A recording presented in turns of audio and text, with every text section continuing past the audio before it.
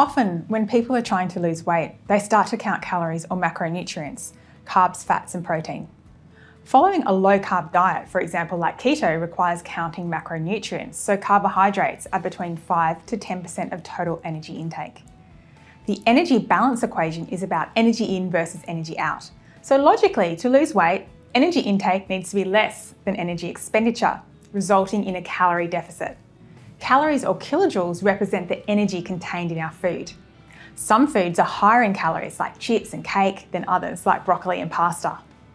The assumption behind counting calories is that we can calculate energy out accurately and then just eat less than that. However, it is very difficult to calculate energy out. It is made up of 3 components. The first is basal metabolic rate, or BMR. This is the energy used just to keep us alive, our heart to pump, lungs to breathe. The second is physical activity. And the third, energy used to digest food. To increase BMR, you need to build lean muscle mass. BMR decreases when fasting or in times of malnutrition, but it is hard to measure. Yes, you can do a rough estimation, but then there's physical activity. How many calories do you burn on a run? Hard to say. Your smartwatch can give you a rough idea. But if it's hard to measure energy out precisely, how accurate will counting calories be? 5 reasons I don't count calories or macros. Calorie counts on labels and in databases are averages, so the true calorie count of what you're actually eating may be higher or lower. For example, the Australian Food Composition Database entry for apples might be based on an average of 9 different apples. Not all of the calories or macros are absorbed. For example, only 85% of the kilojoules in almonds are absorbed by the body. The rest of the fat in almonds is trapped by fibre and passes straight through.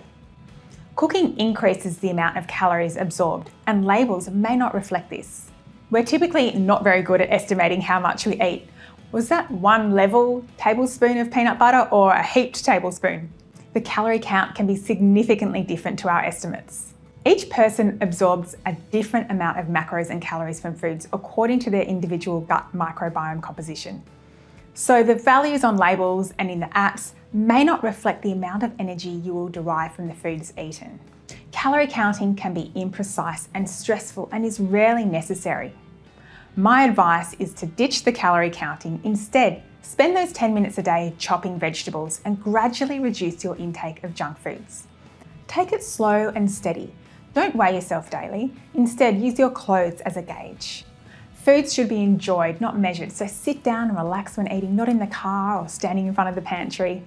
On a final note, monitoring calories constantly is one of the warning signs of disordered eating, and research indicates dieting is a key risk factor in developing an eating disorder. The long-term implications of constant calorie and macro counting may in fact be quite harmful.